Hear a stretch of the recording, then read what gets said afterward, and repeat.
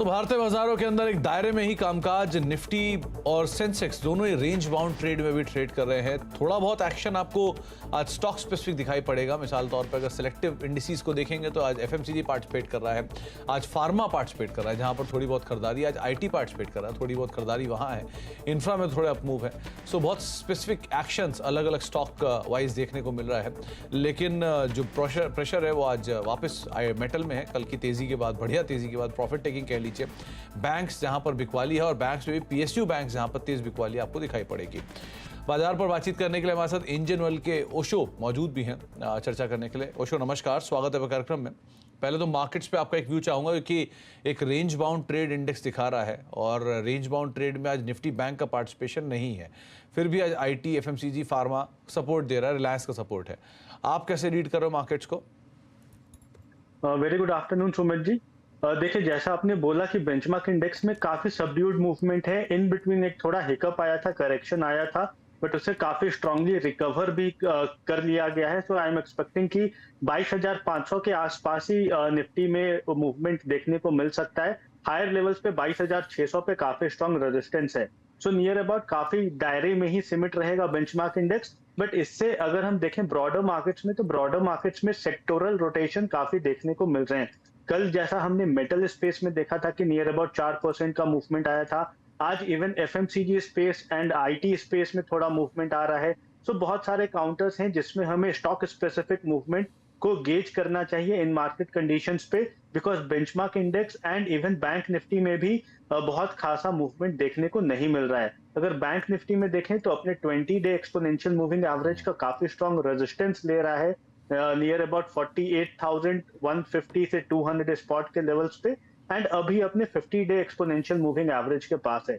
सो थोड़ा सा बाउंस आ सकता है बैंक निफ्टी पे, बट हालांकि यहाँ से काफी स्ट्रॉन्ग रिसर्जेंस का एक्सपेक्टेशन नहीं है बैंक निफ्टी में। तो बेटर है कि स्टॉक स्पेसिफिक फ्रंट पे ही फोकस है। तो स्टॉक स्पेसिफिक रही है और निफ्टी बैंक निफ्टी में एज ऑफ नाउ थोड़ा सा लैकलस्टर मूवमेंट है। तो आप ओशो स्टॉक स्पेसिफिक कहां पर आप लॉन्ग हो?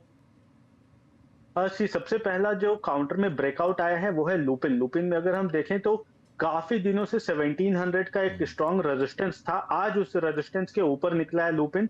सो एक्सपेक्टेड रहेगा कि ये कंटिन्यूएशन देखने को मिले हमें।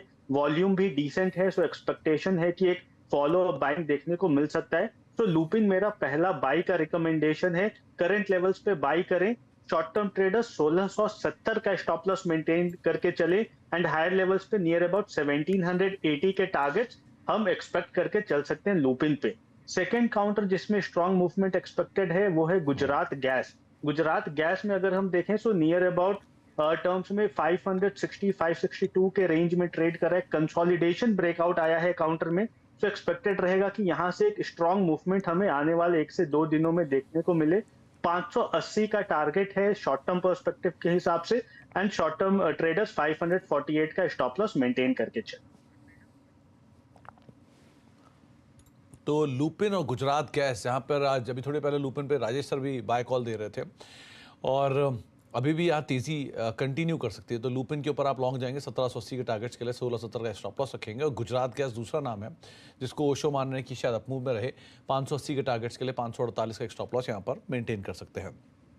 आगे ओशो से बातचीत जारी रखेंगे हम, लेकिन कुछ मिड कैप स्टॉक्स के ऊपर नजर डाल लेते हैं जहाँ पे अच्छा एक्शन देखने को मिला। हालांकि मिड कैप इंडेक्स जो है वो एक रेंज के अंदर ही कामकाज करता हुआ दिखाई पड़ रहा है। बहुत ज़्यादा वहाँ पर कोई फायरवर्क नहीं है। 91 अंकों के आसपास की बढ़त देखने को मिल रही है। लेकिन स्टॉक स्पेसिफिक देखा जाए तो आज इमामी, गोदरेज कंज्यूमर, मैरिको, डाबर, यहाँ पर कुछ एक अच्छी खरीदारी देखने को मिल रही है। यहाँ पर दोनों में ही आज पूरे एफएमसीजी पैक में ही एक अच्छे अपमूव बनते हुए दिखाई पड़ रहे हैं। इसके अलावा आज रियल्टी स्पेस में खरीदारी है। इसमें से मैक्रोटेक डेवलपर 4.5% ऊपर है, फिनिक्स 2% ऊपर, इंडिया बुल्स रियल एस्टेट 3% ऊपर, शोभा करीब 1% के आसपास की बढ़त यहाँ पर देखने को मिल रही है। अच्छी खरीदारी यहाँ देखने को मिल रही है। एल&टी टेक आज चल रहा है 3% ऊपर, कोफोर्ज 3% ऊपर, एम्फेसिस 1% ऊपर, बिरला सॉफ्ट करीब 1.5% के आसपास की बढ़त यहाँ पर भी देखने को मिल रही है। आज मेटल शेयरों में थोड़ी प्रॉफिट टेकिंग है, बिकवाली नहीं कहेंगे, प्रॉफिट टेकिंग है। महाराष्ट्र सीमलेस 7% नीचे, सेल 2.5% नीचे, नाल्को 1% नीचे और वेदांता कल की धुआंधार तेजी के बाद 1.25% नीचे आज कामकाज करता हुआ दिख रहा है। आज जीआईसी इंश्योरेंस स्पेस से चलता हुआ दिख रहा है, साथ साथ न्यू इंडिया एश्योरेंस भी 7% के आसपास ही तेजी दिखा रहा है। हिंदुस्तान जिंक इसमें दूसरे दिन लगातार तेजी है 5% ऊपर, और मैक्रोटेक 4.5% के आसपास का उछाल यहाँ पर भी आता हुआ दिखाई पड़ रहा है मिड कैप के टॉप गेनर्स में। गिरने वाले शेयरों में बीएचईएल 5% नीचे है, AIA engineering, max financial, NMDC यहाँ पर कुछ हद तक प्रॉफिट टेकिंग देखने को मिल रही है। ओशो दो नाम चुनूंगा इनमें से मैं, पहला है एक बीएचईएल, नंबर्स के बाद प्रॉफिट टेकिंग है यहाँ पर 5% नीचे है, और दूसरा है हिंदुस्तान जिंक, एक ड्रीम रन में चल रहा है। इन दोनों में क्या करें? सी बीएचईएल में अगर हम देखें तो ओवरऑल साइकिल बहुत स्ट्रांग है, हायर हाइज हायर लोस का ही पैटर्न अभी तक मेंटेन है। बट आज जैसा आपने बताया कि अर्निंग्स के बाद थोड़ा सा करेक्शन आया है, एंड इसे हेल्दी हमें समझना चाहिए। अभी अपने ओवरबॉट टेरेन पे काउंटर पहुंच चुका था, एक नेगेटिव डाइवर्जेंस है ऑक्सीलेटर एंड प्राइस एक्शन में। सो शॉर्ट टर्म पर्सपेक्टिव में थोड़ा और करेक्शन दिख सकता है काउंटर पे। 280 290 का एक स्ट्रॉन्ग सपोर्ट है। सो उस लेवल पे आए तब हमें वापस से रिकंसिडर करना चाहिए इस काउंटर को बाई करने के लिए। शॉर्ट टर्म ब्लिप है बट ओवरऑल ट्रेंड पॉजिटिव है, एंड वो ब्लिप के साथ हमें वापस से एक्यूमुलेट करके चलना चाहिए बीएचईएल को। सेकंड, अगर हिंजिंक की बात करें तो हिंजिंक में काफी स्ट्रांग मूवमेंट आई हुई है। एक बहुत ही, अगर हम इस वीक में ही देखें तो नियरली 25% का मूवमेंट आ गया है काउंटर में। सो टेक्निकली तो काफी ओवरबॉट पोजीशन पे है। फ्रेश खरीदारी की रिकमेंडेशन यहाँ पे नहीं बन रही है, बट अगर पोजीशन है तो बिल्कुल आप अपने पोजीशन को होल्ड करके चलें। नियर अबाउट 740 730 का स्टॉप लॉस मेंटेन करें। अगर करेक्शन आता है काउंटर में तो उसे हेल्दी कंसिडर करना चाहिए, एंड थोड़ा डिप मिलना चाहिए, उसके बाद ही हमें रीएक्यूमुलेट करना चाहिए काउंटर को। बट अगर पोजीशन है तो उसे अपने ट्रेल करते जाएं 740 30 के आसपास स्टॉप लॉस मेंटेन करके। 740 730 के अराउंड एक स्टॉप लॉस मेंटेन करके आप हिंदुस्तान जिंक को लॉन्ग कर सकते हैं। आगे बातचीत ओशो से जारी रखूंगा, लेकिन अब हमारे साथ एक और खास मेहमान हैं।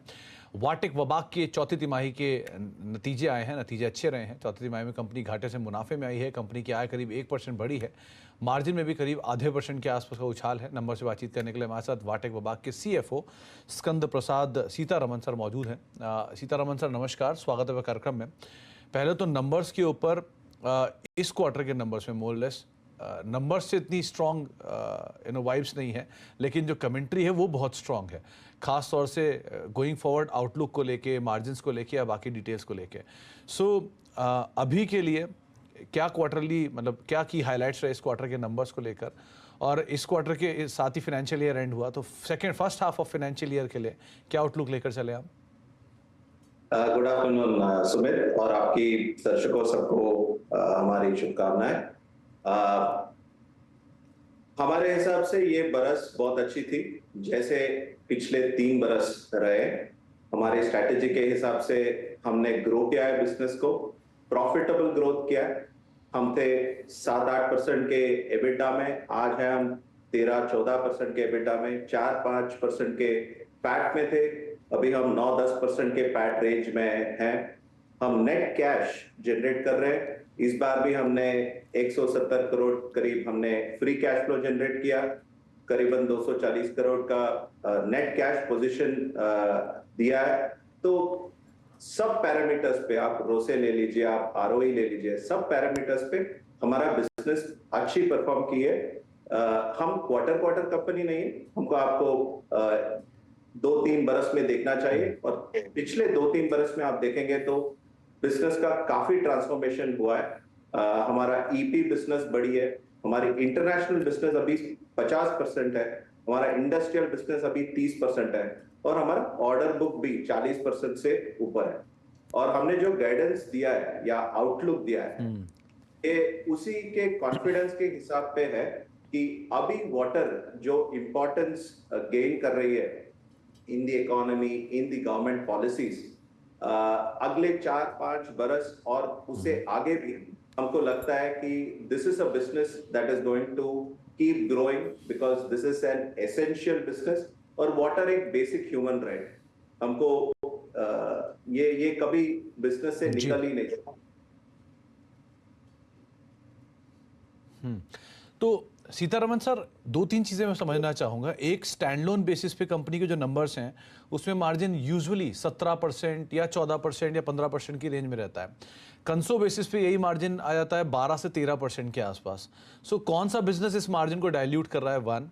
टू, आप गोइंग फॉरवर्ड क्या मार्जिन का पिक्चर लेके चल रहे हो? किस तरह का एक मार्जिन ओवरऑल हम एक्सपेक्ट करके चल सकते हैं कंपनी से कंसो साइड पे?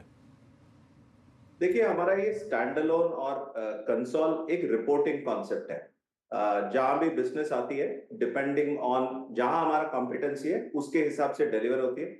आपको कंसोल का बिजनेस लेके चलना पड़ेगा, because that is a cumulation of all our projects. और वहां आप देख रहे हैं हम 13-14% पे हैं, और हमने आउटलुक भी दिया 13 से 15%। और ऊपर से आपको देखना है लास्ट 4-5 बरस में हमने क्या किया है। हमने यूरोप में हमारा एक्सपोजर कम कर दिया है।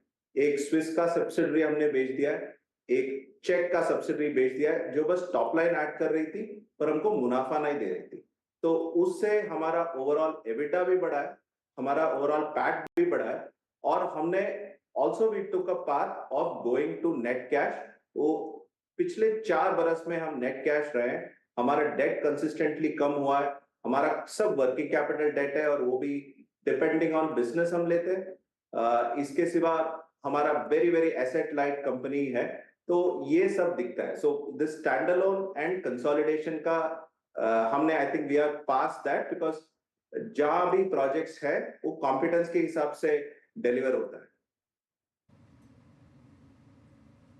तो सीतारमन सर, अभी ऑर्डर बुक का सिचुएशन किस तरह से है? वन, उसमें अगर मैं फर्दर सेग्रीगेशन करूं तो ईपीसी एंड ओएनएम, इन दोनों का ब्रेकअप कैसा रहेगा? और उसमें भी डोमेस्टिक और इंटरनेशनल, इसका ब्रेकअप कैसा रहेगा? कितने साल की रेवेन्यू विजिबिलिटी दिख रही है इधर?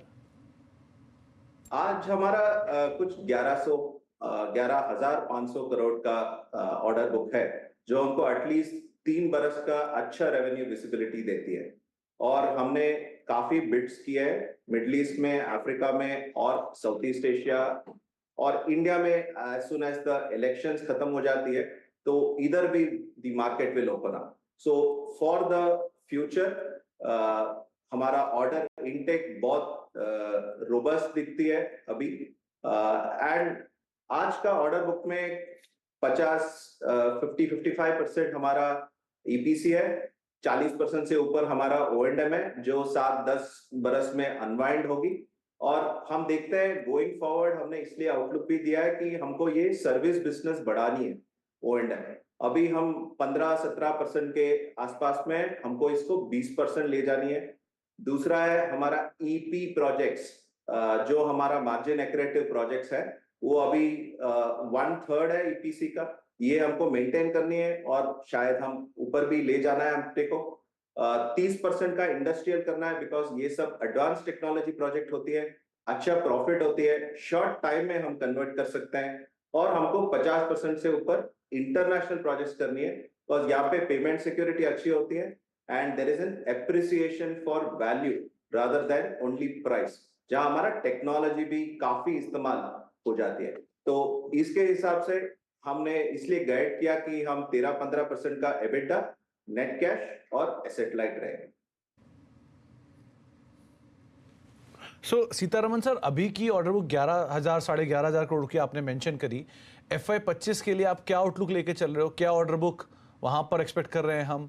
और कितनी ग्रोथ? मार्जिन तो आपने बोला 13-15% बैंड के अंदर रहेगा, लेकिन ऑर्डर बुक के लिए क्या ग्रोथ हम मान के चलें? अभी ऑर्डर मैंने पहले भी बोला था, ये ऑर्डर इनटेक जो है अभी South east Asia, Middle East and Africa mainly and India is opening up. और हमको 16,000-17,000 के आसपास में we are thinking that the order book और expecting the order book to be by end of FY25। तो काफी ग्रोथ हम देख रहे हैं because of the opportunity that is there in the market. जी, चलिए, बहुत बहुत शुक्रिया। और आपके आउटलुक के ऊपर बातचीत करते करते में ही स्टॉक में एक बढ़िया रिकवरी भी आई है, slowly and steadily day high की तरफ स्टॉक जाता हुआ। बहुत बहुत शुभकामनाएं सर, एक अच्छे आउटलुक को लेकर जो आप दे रहे हैं। और नंबर्स पे बातचीत करने के लिए। स्टॉक में एक बढ़िया रिकवरी, दिन के ऊपरी स्तरों की तरफ वापस स्टॉक जाता हुआ करीब 2% के आसपास का अभी भी डिक्लाइन है, लेकिन एक अच्छी रिकवरी निचले स्तरों से स्टॉक ने जरूर दिखाई है। 919 के लोज के बाद अब 980 के आसपास स्टॉक सो फार ट्रेड करता हुआ दिखाई पड़ रहा है। एक ब्रेक का वक्त है, ब्रेक के बाद लौटेंगे, कुछ और अहम खबरें हैं उन पर बातचीत करेंगे, कुछ स्टॉक्स हैं उन पर भी चर्चा होगी। छोटे से ब्रेक के उस तरफ।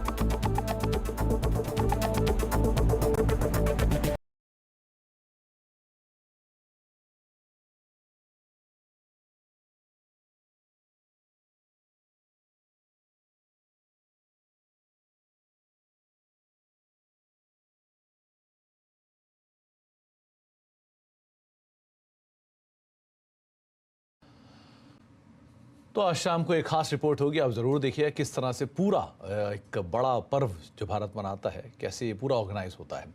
इसके बाद अब रुख कर लेते हैं खिलाड़ी नंबर 1 के अपडेट का, जहां पर इस हफ्ते में मुकाबले के लिए 3 पार्टिसिपेंट जो हमारे साथ मौजूद रहे हैं, उसमें एंजल 1 के समीत चौहान, LKP सिक्योरिटीज़ के रूपक डे और SSJ फाइनेंस के विरल छेड़ा हैं, जिसमें विरल की तरफ से JBM ऑटो ये कॉल दी गई थी।